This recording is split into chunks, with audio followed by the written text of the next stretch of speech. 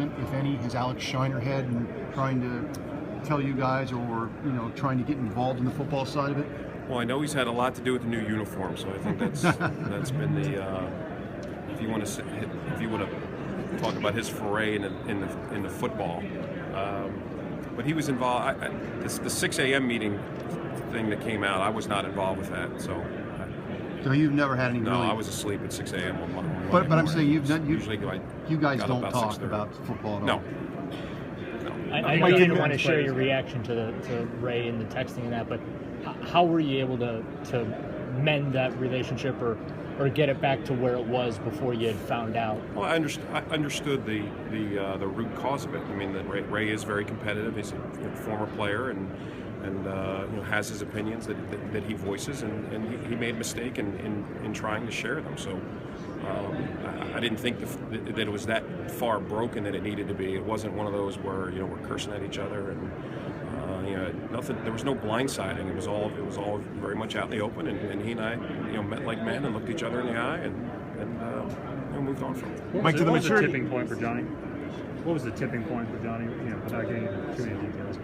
Yeah, that's a better question for him. I don't know. It was. I knew he had his struggles after he got injured. And then as we were getting into discussing each player at the end of the year and the kind of the best path for them moving forward, he decided to put himself in. So I'm sure something occurred, but I personally don't know what that exact point was. What do the maturity issues you guys had, does it affect what you're doing right now with the draft? Yeah, as I said, it's you got to weigh the risk. It's something that I don't think we're going to change our protocol. I think we're very thorough in what we do. And I don't think you can overreact to it and have guys scare you off that you feel can make the team. I mean, it's all risk, but you have to have the ability to manage it. I think if you go down every NFL roster, you're going to find some higher risk character guys than others. Our roster's no different. When you had your exit interview, if you will, before Johnny left for the offseason, could you just share maybe the overall message that was delivered to him, or what you as a coaching staff said to him about what he needs to do going forward? Well, because he was on IR, he was not in the building that last day. So really, this was when I went to see him last week. Was the first time I got a chance to see him. How did it feel when you saw the Instagram with Gordon and his teammates and Mike McCown, and Gordon later writing, drunk? You had 4 drinks on that plane. How did it make you feel? The teammates really contributed to this undoing. Yeah, it's very unfortunate. I mean, it was wasn't thrilled about it as a coach to see that. Again, it's what's done is done. I don't want to dwell on that for too long. I mean, it's Josh's situation is well documented. Is that the reason McDaniels looks like that? Mike resigned. Was his situation though laid out specifically? This is the do's and don'ts for you. Josh? Yeah. When he came back from the suspension, here's what you're allowed to do. Here's what you're not allowed to do. Was he very clear about that? Well, that's coming from the league as far as what he was being tested for and how often he was being tested. But as far as being a member of the Cleveland Browns, he knows he falls under those rules. I mean, if you're late, you're going to get fined. You're going to get notified, and that's just standard operating procedure. Did you find him? Did you find him those 5 or 6 times? Yes, we did. Do you see him playing down in Cleveland again in any scenarios? I don't know. I know that we have I don't want to talk too much on Josh because I know we have the grievance coming up, but I think it's impossible to say at this point. Mike, have you spoken? I know this is kind of a free time, but have you spoken much with Justin since the end of the season? And do you expect him to come back with being a little bit more professional? I have. I had a good meeting with him before he got out of town. It was very positive, but it's similar to what I said about Manziel before the end of the year. Is that words are one thing, actions are another. And that I was looking forward to him. He was very resolute that he was going to go and get himself right. And obviously, on the flip side of it, Johnny's certainly done that. We talk about actions. I mean, you couldn't ask for anything to speak more loudly than what he's done. Regarding him, a follow-up on him, we obviously know what's going on with Johnny.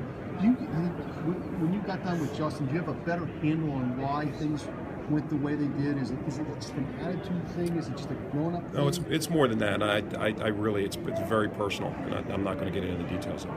Winston, as far as his character issues, what are your take on this? You're talking about I'm sorry. Winston? What are you talking about here? I'm sorry, I'm about James Winston. Gotcha. In your evaluation of James Winston, where does he stand in your eyes in terms of the health of the pitch?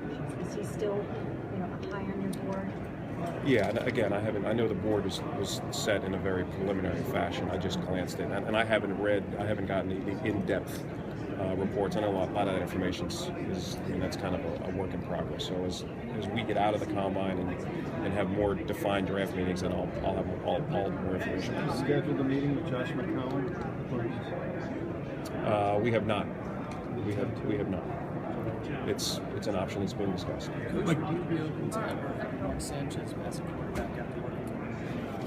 Had a good relationship with Mark. I think Mark did a lot of good things for us, and I'm open to anybody that can help us with.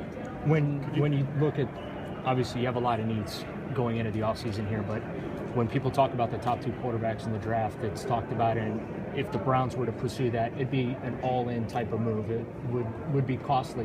Do you feel, though, that the organization, with where you're at, where your team is at, that you're positioned, that if you wanted to explore that you could make one of those all-in type of moves on somebody? Yeah, I mean, that's such a hypothetical. I'm a big fan of let's continue to build the team around the quarterback, and when the best option presents itself, then you pursue it. I know history's shown a lot of different outcomes for people going all in for the quarterback. But our draft strategy is something when we get out of here that we'll all sit down and have a very, very long, detailed meeting about. How do you as a coach prioritize knowing that the obvious needs on offense, but yet you might be a few pieces away on defense? Could be some really good players at 12 and the second pick for sure. We do. We feel that we've made a lot of strides this year, especially on the back end.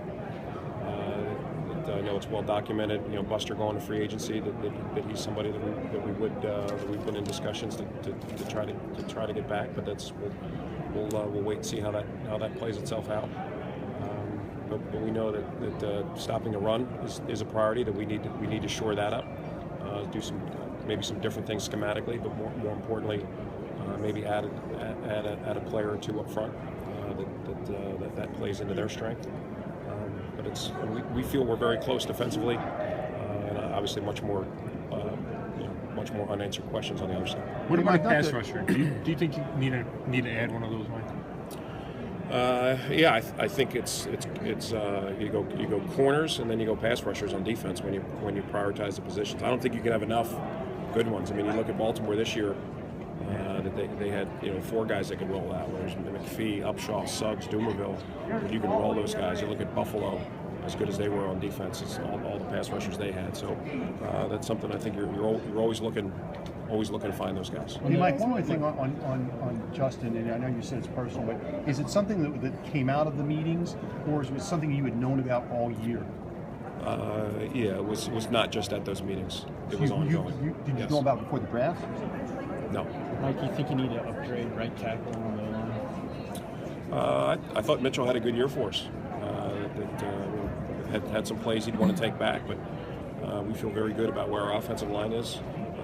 We do have Michael Bowie, who we got from Seattle, who had his shoulder operated on and sat out the whole year. We're very interested in seeing what he brings to the table, whether he can give us some depth there or compete for a starting position. So the organization. We're going to wrap. It's the last one. Yeah, I'm not sure. I know Ray has some meetings scheduled, but I'm not sure his exact docket. Is Alex on schedule? The recovery from the broken He is. leg? Just spoke to him the other day. And then also talked to Joe Sheehan that he's on schedule to be. He'll be able to do some things in the spring. If we hold him back, it'll be more just us being cautious, because you know how he is. You've seen him practice. I mean, he's 800 miles an hour all the time. We'll probably have to hold him back some. Thanks a lot, Mike. Thanks.